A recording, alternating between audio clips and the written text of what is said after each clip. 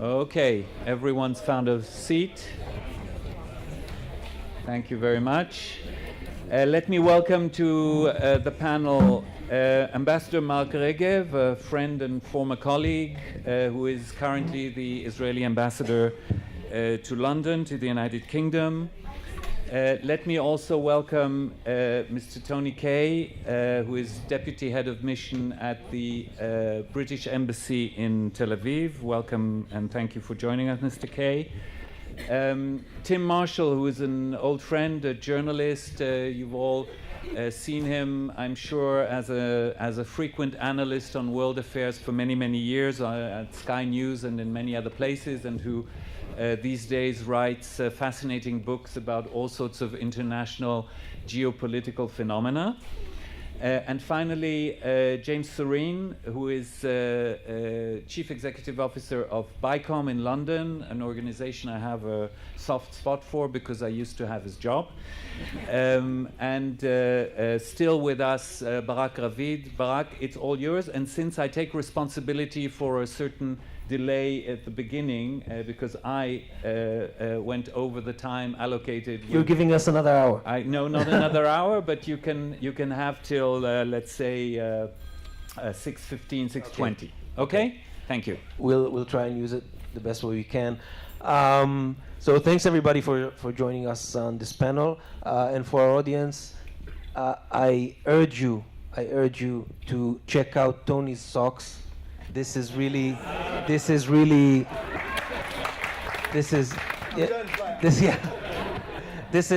calls for a raise. But Tim, I want to start with you. I asked Tzipi Livni about, and I mentioned Elizabeth Monroe's book on Britain's moment in the Middle East, and as someone who's following so many years Britain's foreign policy in the region, I wanted to try and go back, and if you can tell us, what do you think happened? Why did Britain decide one day that, you know what, the Middle East, not so interesting anymore? We ran out of money. Okay. That's it. Yeah, but it's. I'll give you another example. Sometimes you run out of money, so there's one thing to say, I'll cut back, and there's another thing to say, I'll just get out. Okay, and other countries in Europe, for example, France, said, we're not gonna, be as involved. Okay, they decided it 40 years before, okay, but they said we're not going to be those roles. But there are certain issues that are important to us. Lebanon, afterwards Middle East peace. Britain, in a way, said, let's just get out. Don't underestimate post-colonial guilt in the British public. It goes exceptionally deep, and it's actually quite harmful now in looking at the world. We need to get over it, but it is riven through the society. Factor on the money, and then factor on Suez. And at that point, we pretty much threw our hands up. Now, the French came to that conclusion later on, but after some pretty unpleasant wars. You can make the case that we realised the game was up, especially after Suez, and we withdrew east of Suez. Hopefully, later in this conversation, we can get to the future of British foreign policy, because I think we're going back in the other direction. I think we're going back out into the world in our foreign policy. That's very interesting. We'll get to that. But Mark, I also want to ask you a question, believe me, and to see if your experience is different.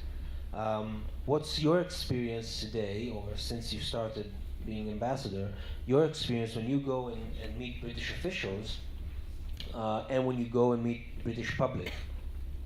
And do you see a difference in what the British public wants to talk to you about when it comes to Israel or Middle East in general, or what you hear in conversation with government officials? I think, Barak, you need to be very careful when you say British public. that the Foreign Office gets lots of letters. Normal people don't write letters. Activists write letters. People who are involved. And you've got to be very careful to say, oh, the British public is all this issue on Israel, Palestinians.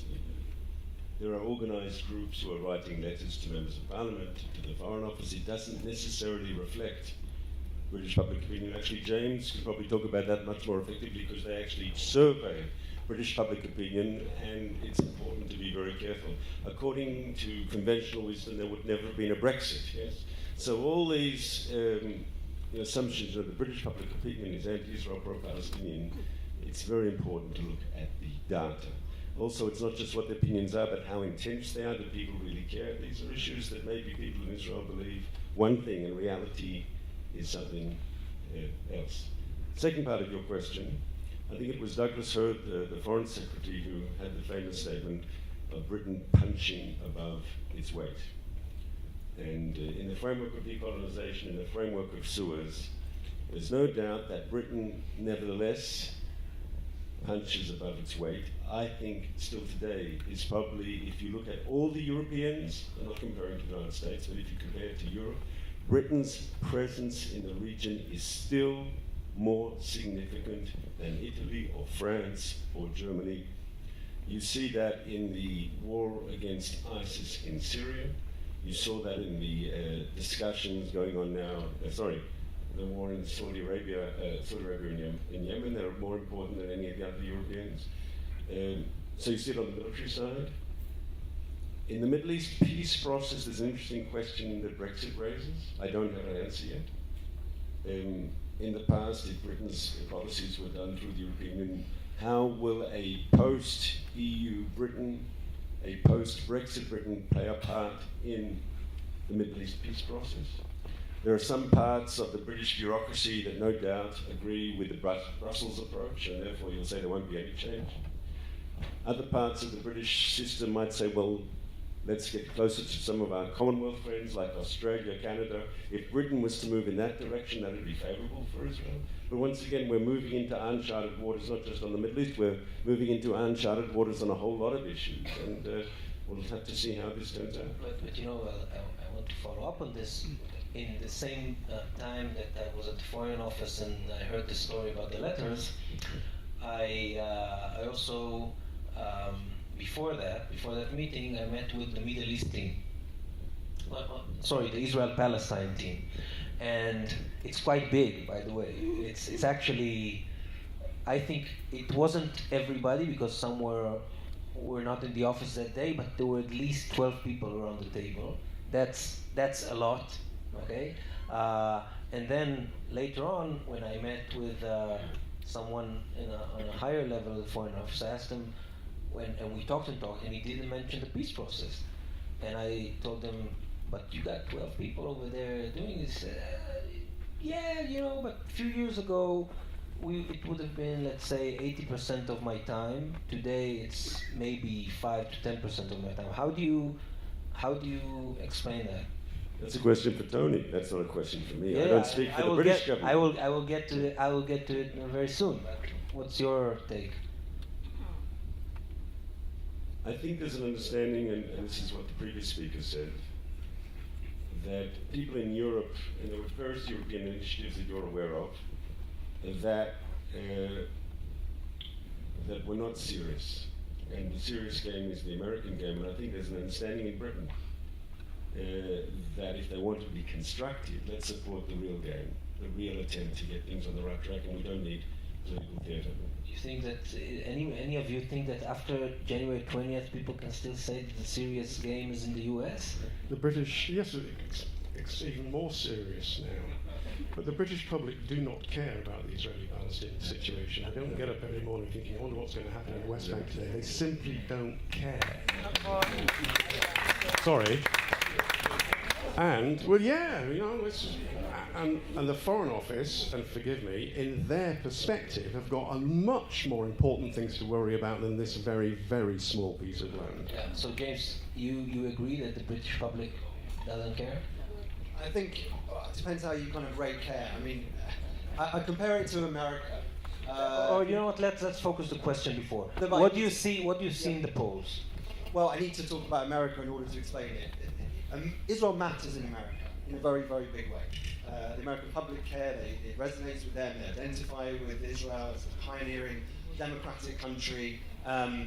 Also, it matters in America because America are going to be the ones that are going to be changing what happens between Israelis and Palestinians. And I think for those reasons in Britain, and by the way, the American polls, similar to what we do, will probably show 60 to 70% of people will support Israel. They'll feel genuine warmth towards Israel. And that really matters to the congressmen and to the US administration. They can see those numbers.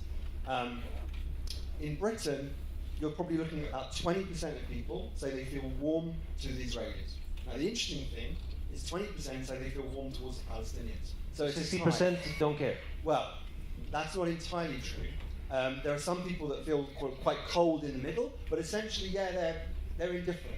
Now, when you start asking people about boycotts, actually you get to about 51% who oppose boycotts of Israel, which shows you there's a kind of soft 31 that won't say, yeah, I like Israel, I feel warm to Israel, but they will react against the idea of singling Israel out for a boycott.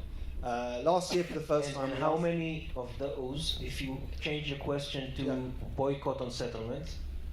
Boycott on settlement gets more support than a general boycott. But what I should say as well, linked to this conference, we asked for the first time last year about the Balfour Declaration. And we gave people the text of the Balfour Declaration and said, do you support what Britain did in 1917, helping to create a Jewish homeland? And 43% said yes. So again, you've got this kind of 23% that are out there. So I don't, this whole idea that everyone's supporting BDS, they're absolutely not. It's a small minority.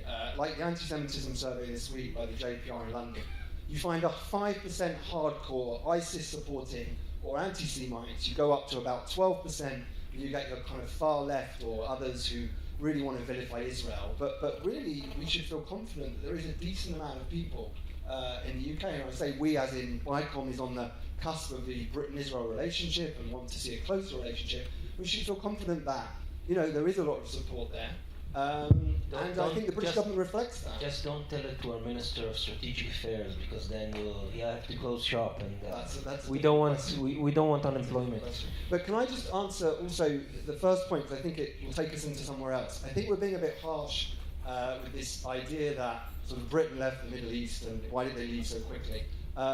Let's look at what happened after the First World War.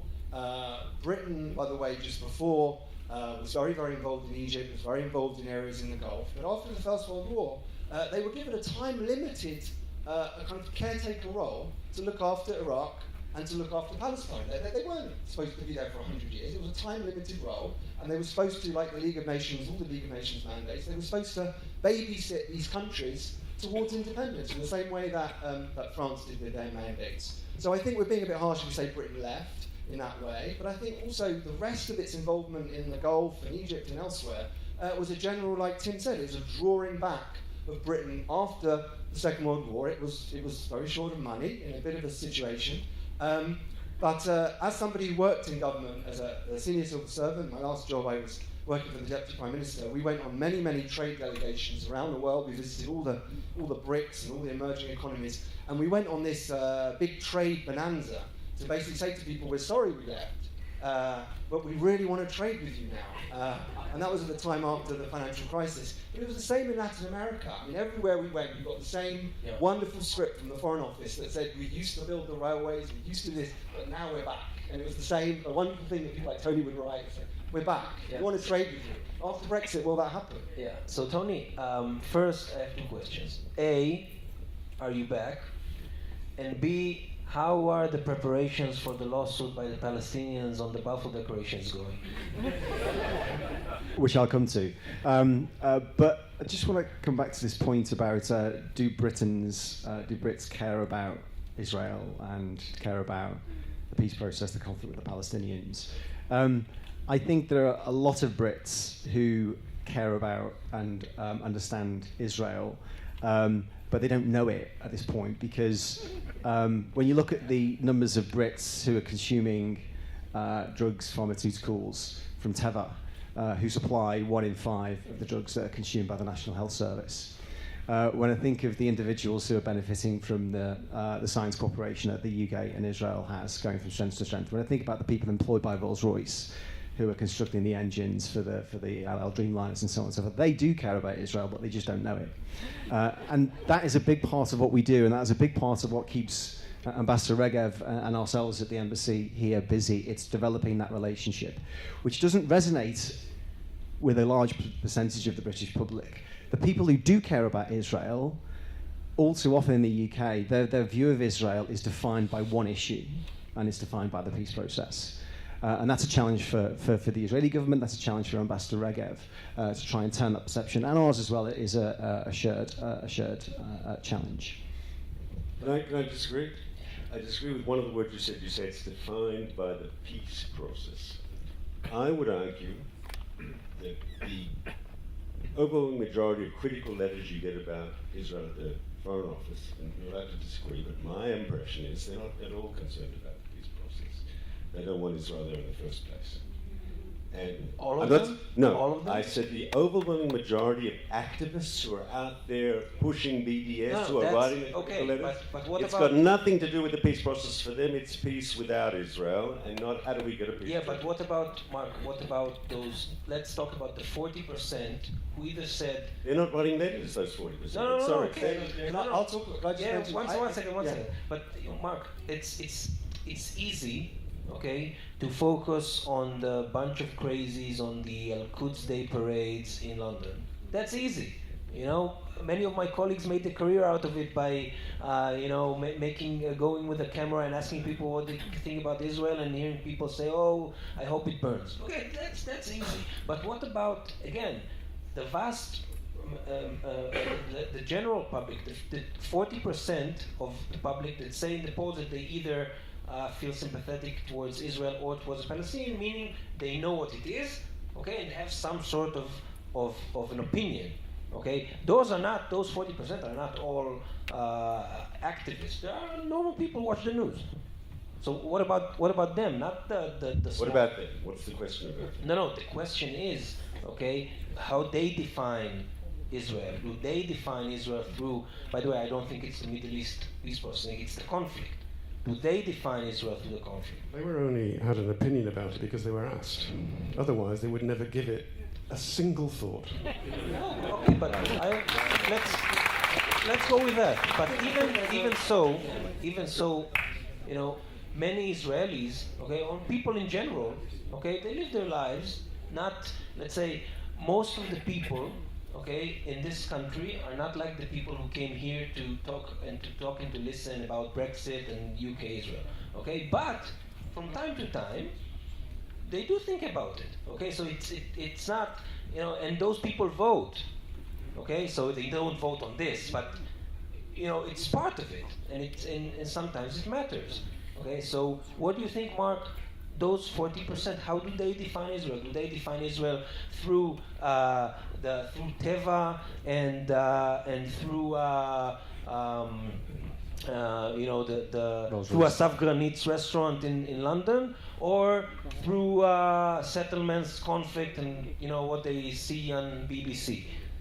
I think that's James' question. You know those numbers better than I do. So I think we're asking a lot of people in Britain to expect that they are, you know, they know what Israel is, you know, they can see all the detail of it. You know, my experience in government was always that as soon as you started talking about foreign policy, you're losing a lot of people. Tell me about it. British people are, you know, in some ways that they're not particularly interested in foreign affairs. They're obsessed with America. They have a special interest in India, but they, you know, if you look at the foreign pages of newspapers, the foreign news is driven by what conflicts in the world. But how do they define reporting? Israel? Through So what lens? So I'll come to that. So basically, the point being that Israel, say, you take the last 2 years as a case in point.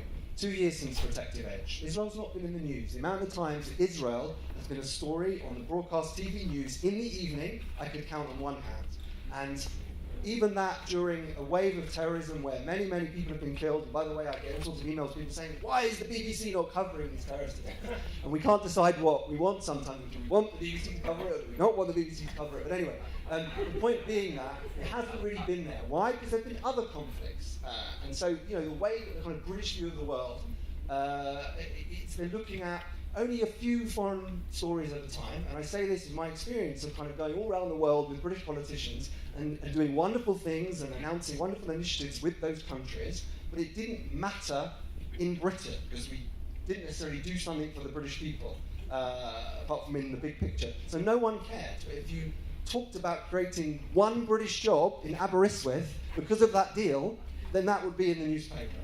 And so that's a lot of the way that, and I don't want to depress Tony because he's his whole career in the Foreign Office, but this is sometimes the reality. So I think sometimes, yes, when there is the conflict and the conflict's being reported, people will say, yeah, Israelis and Palestinians, I really want them to solve their conflict. And my final point, there's a graph that we have in BICOM which basically tracks public opinion, warmth towards Israel and the Palestinians going back since 2006. And the very interesting thing about that graph is that the Israeli colour and the Palestinian colour are exactly intertwined. So the warmth and the coldness towards them goes up and down together. They rise and fall together because when there's a conflict, people are pissed off with both of them, essentially. Because the point being, British people just want conflicts to end. I couldn't agree more. Tony, so again to the question, are you back? This really bears for me the advice that Ambassador you gave to me before I came to Israel about a year ago, which is never interrupt an Israeli when he's interrupting you. Really. Thank you. I would argue that we haven't left, but certainly through the prism of Brexit. We will see, I think, a more energetic and a more active foreign policy. The Foreign Secretary's been very clear with that. The Prime Minister's been very clear on that one. We are the only country in the world that contributes 2% of its GDP to defence spending, 0.7% for its international aid, membership of the Commonwealth, the G7, the G20, the OSCE, the Council of Europe, the UN Security Council, a permanent member of the Security Council. So none of that is going to go away. What that means for the UK and Israel, I think is all good news. I think this is an opportunity. Brexit is an opportunity. We've had really good discussions so far on what the post-Brexit trading relationship is going to be with Israel since the referendum in, 18 months ago now. Investment from Israel into the UK has gone up by 33%. We've seen big trade deals being signed in the other direction. So that is a trend that's going to continue. And there is a revolving door in both our embassies' offices with ministers and senior officials. How many ministers did you have in the last couple of weeks, Mark? 3 or 4? Yeah, but is there going to be a change in policy? Meaning, for example, there's going to be, I guess, a free trade agreement being negotiated, right? Because it's part of the Brexit process. Are you going to take the same approach as the EU when it comes to free trade agreements regarding how 67 lines is being treated, for example, or are you going to change it? Well, on that particular question, these are decisions for ministers ultimately, and the discussions are ongoing. I think the UK's position on not just settlements, construction generally in the West Bank, but also on goods from the settlements remains consistent. I personally can't see that changing, but again, that's a question for ministers. I don't think you're going to see any fundamental seismic shifts in the UK's foreign policy approach to Israel and the OPTs and so on and so forth, but there will be a consistency. There will be a consistency in terms of our support for the best possible relationship with Israel, and we want to see a viable Palestinian state, and that's why we're spending a lot of money here, something like £65 million a year, in building those systems and structures in with the Palestinians, and so that they can be a viable state. Consistency, okay? Because I'm glad you raised this word. In December last year, the UK, your colleagues in New York, were the ones who drafted with the Palestinians the UN Security Council 2334 regarding settlement. Which passed and made Mark and his colleagues very unhappy. Few days later, only a few days later, I think something like 2 weeks later, all of a sudden, you condemned the US I think that back then Foreign Secretary of State John Kerry, you condemned him for saying what the resolution said in a speech. So since then I'm a bit confused about what is the UK's policy about Israel-Palestine. Our policy from December through to this current day, and I would argue moving ahead, has not changed in terms of our wish to see a secure and safe state of Israel, free from the scourge of terrorism, living peacefully alongside a viable Palestinian state. That has not changed. And the Prime Minister has been very clear, ministers have been very clear on that in the last few weeks and months. Why was the UK the one that led the drafting of Resolution 2334? We voted for 2334, alongside 14 other members of the Security, 13 other members of the Security Council, and the US abstained. Yeah, but you also were the ones drafting the resolution. You were holding the pen. The 4 non-permanent members of the Security Council co-sponsored that resolution. This is true, but the UK drafted the resolution with the Palestinians. What's more important is that resolution passed, and it was quite clear as to the contents of that resolution. Is the UK still committed to what's written in Resolution 2334? We voted for it. That wasn't the question. We voted for it, and our policy remains the same. And we can go around this quite a number of times. Yeah. Now, you asked a second question, didn't you, about the Balfour Declaration? Yes. So we will not be apologising for the Balfour Declaration. That is very clear. Who's going to be representing you in court? And I just thought it's always a good idea as a diplomat to read out your Prime Minister's recent comments on things verbatim. So I'm going to do that for the record. As the Prime Minister said. Yeah, so she said last night's Rosh Hashanah reception. There. You were there, yeah. Born of that letter, the pen of Balfour, and of the efforts of so many people, is a remarkable country. As Prime Minister, I am proud to say that I support Israel. And it is absolutely right that we should mark the vital role that Britain played a century ago in helping to create a homeland for the Jewish people. So I think that sets out the government policy fairly clearly. Okay, so Tim, you were the one who started by saying that the UK is going back. How do you see that happening? First of all, I would like to say that Tony now knows how Lord Balfour felt yesterday. It's you personally.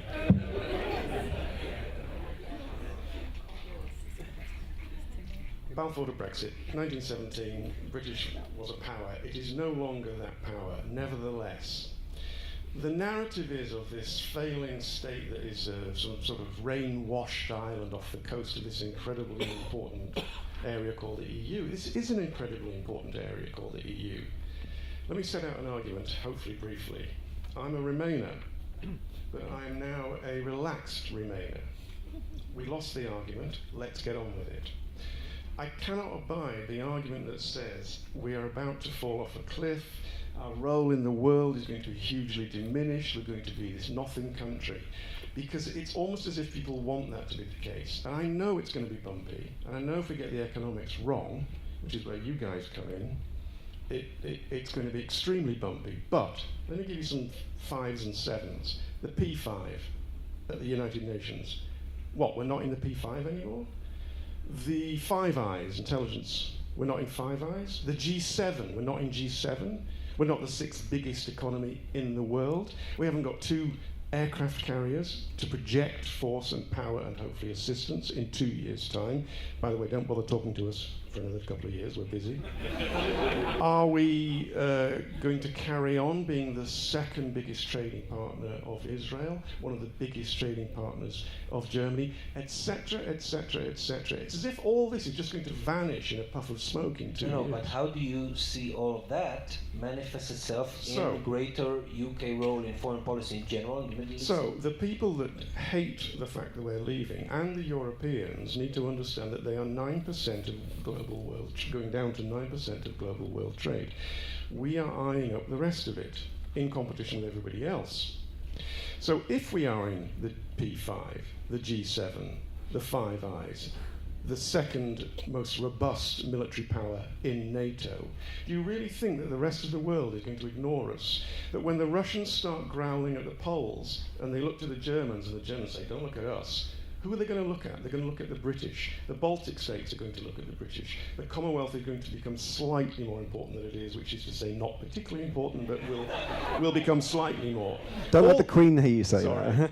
All these things, Britain is going to be out there in the world in a role similar to 1917, God forbid there's a war, but no longer with that colonial arrogance. We are going out there as a modern democracy, a very powerful country, and people keep thinking it's this irrelevancy off the coast of what is happening.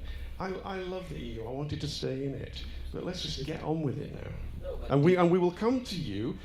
28 Israeli companies have started up in Britain since we voted to leave. Why? $7.5 billion is the trade between the two countries. That's not going to go away. So we are going to come back both economically with you in the startup nation and all the rest of it. We are also going to come back diplomatically at a time of our choosing. If we think this is worth it, we will get involved again, and we can do it outside of the very powerful EU bloc. No, but what you're saying is that unlike what you thought before, there is an opportunity in Brexit for UK's foreign policy. But my question is, if you think the British government is going to say, "Oh, let's take this opportunity," or it's going to say, "Yeah, but we have other things." Well, you heard it from Mr. Blair today. He came. I'm known Mr. Blair for years and I've always got on with him. But he suddenly came over all French. He suddenly decided that we're going to keep asking you the question until you give us the answer we want. That's what the French did with their referendum, which I think is deeply anti-democratic. Dutch did it as well. He said, yes, there was a referendum, but yes, it can be reversed. And Mr. Blair and many other people, and there's a whole coterie of them throughout the British establishment and elsewhere, who are now actively working to create the space, and I think this is perfectly legitimate to do, to create the intellectual space that when we come to whatever deal it is, which is to be put to Parliament, at that point somebody who's popular will say, why don't we put it to the British people? And that will be a second referendum. Now, I know we still have the problem of what the EU says about it, but I think that we are creating the intellectual discourse for the second referendum. As I said, I will vote the same way. I will vote to remain. But I don't want that. I want to abide by the referendum we had, and I want to get on with it. Mark, let's go deeper to the question of is the UK going back to the Middle East? Does Israel want it to go back to the Middle East? And if it does, how? Israel and Britain today have a really good bilateral relationship, and you see that relationship manifested in many different ways. Tony correctly spoke about the trade and the Israeli companies. I mean, I've been twice this year to the London Stock Exchange, just as an example. Once when we offered an Israeli government bond, the biggest ever bond, 2.25 billion euros, the biggest ever bond we've been in, and it was overscribed on the London Stock Exchange fourfold. That's very interesting. In the past, I remember, people sold Israel bonds. It was like giving a donation, tzedakah, right? Today on the London Stock Exchange, you offer an Israeli government bond, and the markets say, we want it, and it's oversubscribed fourfold. I was back, I think, in June at the Stock Exchange, another Israeli firm listed on the London Stock Exchange, and it was the 28th Israeli company to do so. So as was said correctly, the trade relationship is strong. Without going into details, the defense relationship is stronger and becoming even more so. It's a very positive dynamic there. And we have very good dialogue at the top. Prime Minister Netanyahu will be in London in November. That'll be his second visit to London this year. I can't tell you how many times they've spoken on the phone, the two prime ministers, over the last few months. We have a good political dialogue. We don't necessarily agree on everything, but we have a good partnership on economic, defence, political. It's a good place to be. I also think, and I should say this to this audience in Jerusalem, right? When you look at the countries of Western Europe, Britain has to be one of Israel's very, very best friends. And just look at the prime ministers we've had. One was sitting here before, followed him was Gordon Brown, followed that was David Cameron, and now Theresa May, whose words we heard a moment ago. We've had a whole series of prime ministers who've been personally committed to the Israeli-British relationship. You can't say that about a lot of European countries. Yeah, but Mark, so some would say if the bilateral relations are so great, maybe it's better off that the UK won't go back to the Middle East, because then it might create again differences, or it will turn to differences that, let's say, you talking about in closed rooms in political dialogues. It will make them more public. It depends what does going back to the Middle East mean, and I spoke about this in the first time you had me answering questions. I mean, Britain will make the choices it wants to make, and how Brexit affects that, no one knows. But Britain does kick above its weight. And as I said before, like we had some other leading Europeans over the last year, and you covered this in ours, were writing out all sorts of European initiatives.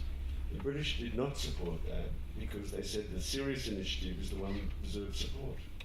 And so you saw a responsible British approach. And they supported the Security Council resolution because they thought that this was a serious initiative.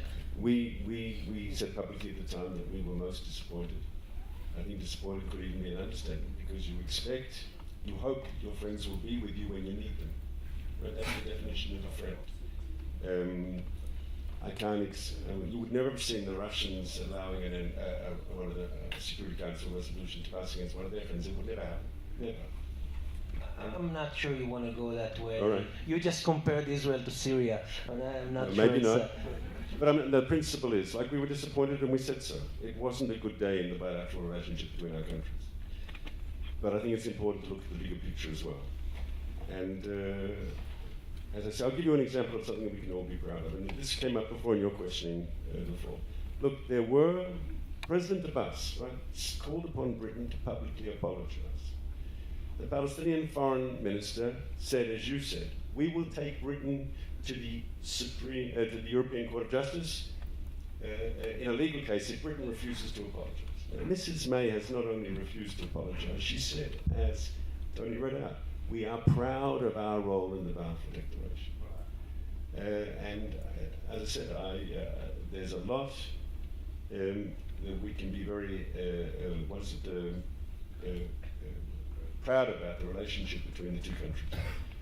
But Tony, I want to go back to you. Again, in the post-Brexit era, I mean, do you think that when, again, going out of the EU, you will, the British public will be more interested in foreign policy or less interested? I mean, the fact that the UK is not part of let's say, a bigger organization, but it's more, let's say, more independent in the world, would it make the British people more interested, or would British people want their government to be more involved in foreign policy, or more involved in other places in the world, or it will create further, let's say, isolationist trends? I certainly don't think it will create any isolationist trends, because we are a population that likes to travel, and we've got deep diaspora links across the world, and I think that will maintain after Brexit. When I think of like my parents and my family back in the UK, one of the main reasons they're interested in foreign policy is because their son works in the Foreign Office. But generally, people don't have a day-to-day following of what's happening in the twists and turns in DPRK or anywhere else for that matter. What matters to them is the economy and education and schools and so on. So I think when it comes to the sort of the post-Brexit world, it's going to be what that world will feel like for the majority of British people that will drive people's opinion of Brexit and will drive people's opinion of the government of the day. And I say all this as a humble civil servant. In terms of a more assertive foreign policy, I think the people who follow this stuff, I think will probably want to see that. There has been a suggestion that UK foreign policy has been somehow constrained by its membership of the EU. I would disagree with that, but it's an impression that is out there. There is a myth that there is a complete consensus across EU member states when it comes to foreign policy. That does not happen. It very rarely happens anyway.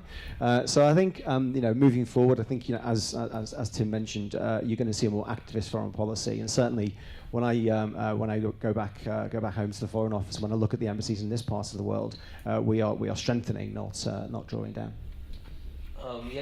James, again, I want you to, before you say whatever you want to say, I also want you to focus on what I asked Tony about. What do you think, or what do you see in polls regarding the British public post-Brexit? If they want the government to be more involved in more assertive foreign policy, or they want it to, just leave it on? So I haven't seen any polls about that, so that's a short answer to that question.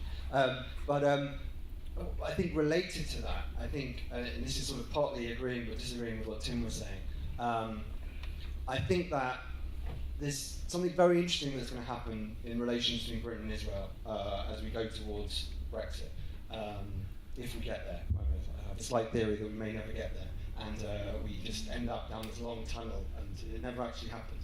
But anyway, that aside, I think that something very interesting will happen between Britain and Israel. Whereas before Israel was on the margins of the EU through an association agreement with the Strait, Britain was very much at the heart of the EU. They're both going to share something in common when Britain leaves the EU. They're both going to be on the margins of the EU, desperately trying to find out what's going on in the EU. Their trade with the EU will be defined by a trade agreement with the EU. But something very interesting will happen with Britain-Israel trade, which is that the thing that powers Britain-Israel trade, certainly the most exciting thing, and a lot of the value, is around tech innovation and this really interesting marriage between kind of Israeli expertise and genius around kind of hard tech and kind of British genius around creativity and software and innovation. Now, none of that is affected by anything to do with the EU. The Services Directive for Digital Services has never been implemented. All that happens without the EU. So the great thing about Brexit is it doesn't make a difference. And we started doing a research project at BICOM looking at what are the opportunities for Britain-Israel trade after Brexit. All the Israeli tech entrepreneurs and financial people involved in Britain-Israel trade have told us that actually they're running to the uncertainty in the UK. They're not running away from it. So where there might be other people that might be running away from it who are from EU countries, first of all, the Israeli mentality of if there's uncertainty and other people are running away, then I'm going to run to it, because it looks like there's an opportunity here. And secondly, just for those reasons, that they're running to it. And I think that will have a very big impact in terms of the relationship. But I think really also to echo what Tim was saying, the military intelligence relationship and the meeting of minds and values is incredibly important. It really does drive the relationship. And to go back to what we were talking about at the beginning, which I think is very unfair about saying, is Britain back in the Middle East? Britain really is in the Middle East. I mean, certainly even in Israel and the Palestinian Authority areas, Britain is probably the sort of second or third largest contributor of aid to the Palestinian Authority. It really makes a very significant contribution. And if it wants to, it really can get involved in making a difference on Israeli-Palestinian negotiations. Now the question is, where you are consumed day in, day out for the next 2-5 years on one policy and one policy alone of your kind of conflict with your neighbours in the EU, how on earth are you going to have time for this kind of nirvana that Tim is talking about, where all of a sudden we're going to strengthen our relations and increase all our trade with these countries that we had no problem trading with before when we were in the EU. So that's... Okay, so let me, before we, because we're running out of time, so let me ask each of you. We can't hear you. Yeah, yes. So before we run out of time, I'll ask all of you the same question, and if you can be very brief because we have another 5 minutes. I'm appointing all of you now as advisors to Boris Johnson and Theresa May. And It feels familiar, actually. yeah, yeah. And now each of you try and tell me one advice, okay, one advice you would give the British government about one issue that it should do in order to go back to the Middle East. Me first. Yeah. Tricky question for me as a serving diplomatic servant. I would say stay the course. When you look at our Gulf strategy, when you look at what we're doing in Egypt, when we're looking at what we're doing across this part of the world, when you're looking at the counter-Daesh campaign, when you look at what we're doing right here and now, when you're looking at what we're trying to do in Libya, when we're looking at what we're doing across North Africa, I think maintain that full steam ahead. Sorry. I'd say to the Prime Minister, just keep in mind that this time we come as friends and equals. And I'd say to Mr. Johnson, enough with the jokes already. I've been following very closely a conversation that's been happening in the UK over the last few years, and that are what are British values. It's a response to extremism, it's a response to something. What are British values? And people say British values rule of law and democracy and human rights and freedoms, and I'd say to them, if I could give advice, I'd say, go by your values and support the only country in the Middle East, the only country. From Morocco on the Atlantic shore through to Central Asia, there's only one country that shares those fundamental values with the United Kingdom. Only one country with independent courts, with a free press, with a free trade union movement, that can do seminars like this and not have to worry about being arrested afterwards. That's the state of Israel, and we are partners, we're democracies, and I'd like to see a boisterous and strong British support for the Middle East's only democracy.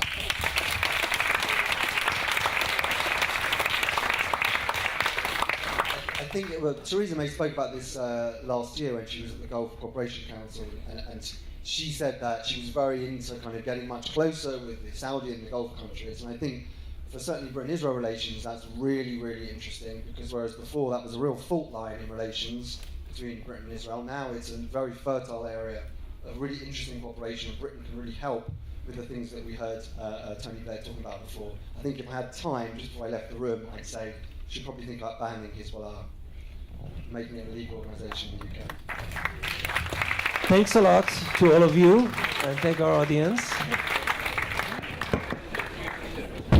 Thank you very much, Ambassador Regev, Tony Kay, James Serene, Tim Marshall, and Barak